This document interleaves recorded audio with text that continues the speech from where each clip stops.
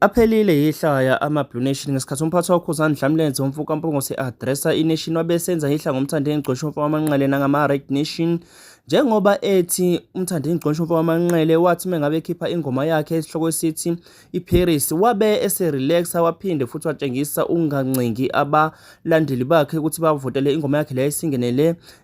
i-Song of the Year i-Top 10 Ukhozi FN. Emva kwalokho-ke ube sedlulela ku-Owen Mfokandlovu naye aphinde amrosta laphana mayelana nokuthi uKhuzani Dlamlenze umfukampongose wenza umkhonyovu wokukhwabanisa lapha noKhozi FM ukuze ingoma Khuzani iwini. Konke lokho engikushoyo kulapha kwivideo engiphathele yona kuyona uKhuzani akhuluma kuyona. Nansi ivideo ithokozele. Esikwenzile sabashaya bathi sabashaya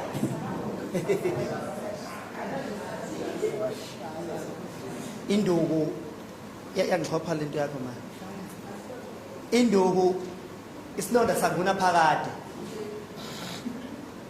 Ngiyabonga bengathi ngiyaqala ukuwina nje emhlabeni. Yazi yashathe insizwa hayi hlezi siwina kodwa ngathi lena ke win ngathi maswina yazi ngathi basiqala iwin ngahlahle sizwayo ukuthi hayi nansi win nansi uyakwazi ukukora ngomzuzu ka93 umdlalo phela ngo94 umdlalo uqede celebration nikore nihambe lo celebrate angigumule igipa manje niyabuya uthi uyambheka urefa phela ushaya ukhoba athi sukuphelile umdlalo aseke ithuba lokuthi usazothola ithuba lokuthi umuntu aphinde ayodlala. Hayi ngiyabonga futhi bayibuza namanje ukuthi kanjani khona bafana balaka bagcwela lapha ebafonini laba bathi ngathi akuhamba he bayibuza futhi neshow ukuthi ukhohlwa kuphela umuntu mayilele mayivuka qala cabanga le ndaba kuqala ethe isikonje umuntu uhluliwe. Hey, cha, ake sishayele ihlombe.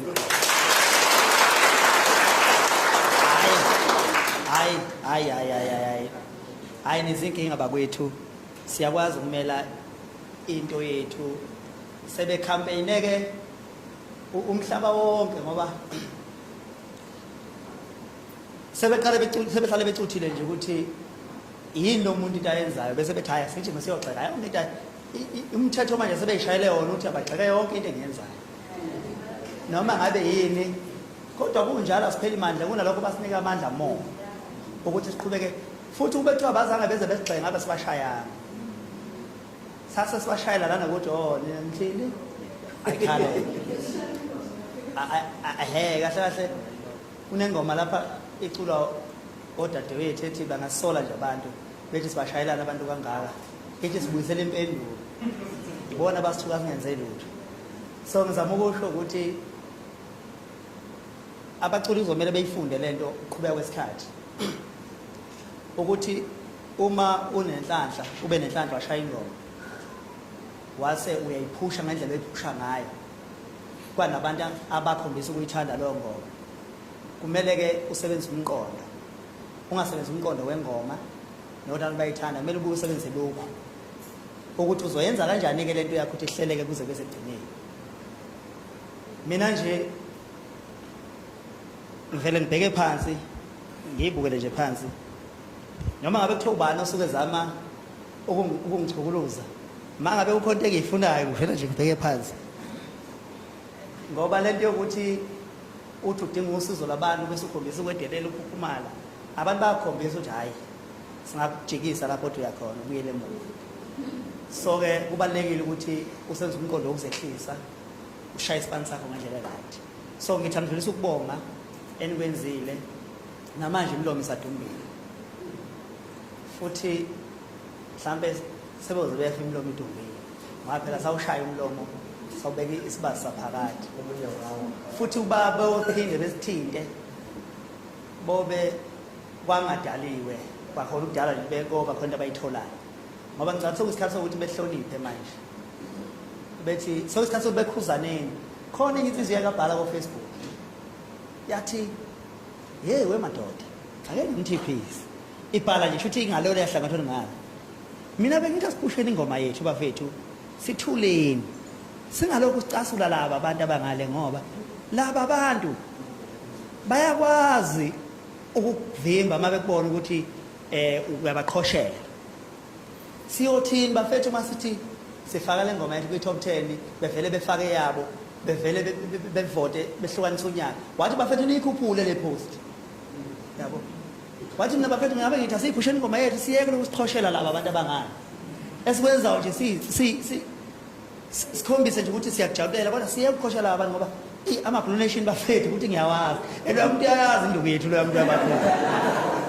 ngasho wathi ukubathiwa abahlali bamlalela lo muntu ukuthi hayi asingabasukeli laba bantu asingabacasuli nakancane ngoba nobethiwa babengasicasuli vele mina ngangoyirelaxela njenganaki lutho kodwa ngathi uma ngithi hawu uma uthi uyangena ko-TikTok ngiyathuka nje awazi ngithukelani uma uthi uyangena ko-Facebook ngithukelani ngoba angirelizile nakurelease ngathi awuthi ngikhiphe isingile laba bangazi kahle sebeyangicasula futhi uyabona futhi uma behlakaniphile bayabona ukuthi abantu ababagaxelisayo laba bangithukayo ngoba the time ungithuka yile sikhathi sengicasuka nami sengithi hayi mina ngiyazazi ngiphethe izinto ey'lumayo vele sizobasha nabo awuthi vele ngikhiphe isingile ngashaya isingile angangasho lutho ukuthi ngishaya isingile ngayithulela umlomo bakhuluma futhi emva kwesingile sashaya imiliyoni ngosuku bakhuluma futhi hawu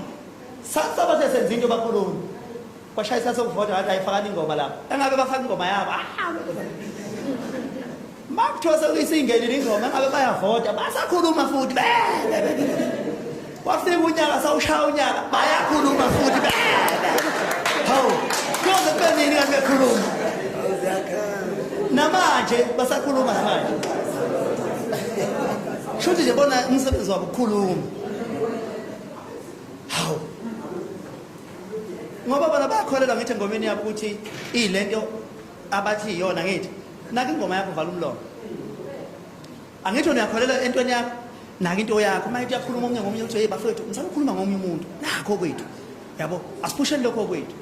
ngoba ngesikhathi wena ubhizi lokhu ukhuluma siyaqhubeka la avota ama-Blue Nation avota ama-branch ngapha nangapha nina mbhizi la hawu ngishaya athi bokuqala ushaya u-12 ebusuku angihleka nje ngedwa ngathi hey asazi abheka leyo vele ngathi ngibukela phezulu kade maqala ihlaba zithi nje ngiyazazi ngathi ngiyazazi shiya kanjalo phumela phandle ngasola amapiyonisa ngazama ukundiza ngashuleka ngithi ufuna ukubhabhaza emoyeni niyangibonani la isengikhona ngizama ukusho bafethu ukuthi injabulo esayitshala kuthina iyona esebenzayo into abazama ukuyenza-ke bazama yonke into-ke manje ukuthi bengingcolise igama lami ngoba sikwazi ungakhulumi ngalezi zinto ngoba yizinto ezilimaza abantu bethu abasithandayo ngoba basuke bengazi noma iqiniso noma ngamandla bazama manje ukuthi beyonginda nokhozi ngihlanganaphi nje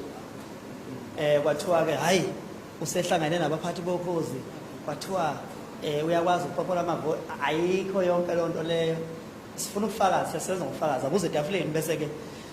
kukhulunywayo into atheli zazingifonela zazithi kuthiwa uyanukeka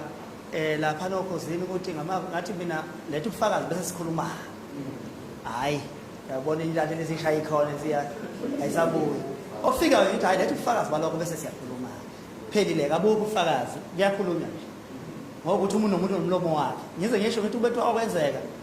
angiyodala umlomo wodwa ubethu yimi ngangidala abantu angiyodala owodwa umlomo qale nje usho ngalo ukuthi ufuna ukuthini masibuze ufuna ukubheda bese hayi hlala kanjalo uma ufuna ukukhuluma bese sikunikeza umlomo yabo so ngifuna ukusho nje ngibonge kakhulu into esayenza izwe lijabule ngendlela eyisimanga kwaqanjwa amanga kwathiwa ngishawe ngamabhodlela ikhona ividiyo nakadayibona nje kukhona ibhodlela lizongishaya ayikho ividiyo esakubona phela sakubona umuntu thina siwazi so ngiyabonga kakhulu maqhawa kithi lokhu-ke kwama-competition ngabuka ngiyaxolisa nje futhi ukuthi ngakumemezela singakhulumanga singakubonisananga yingoba ngase ngibukile vele ukuthi mhlawumbe nathi safuneke mhlambe nje nomunyaka owodwa noma emibili ke sihlale ke sibuka i-TV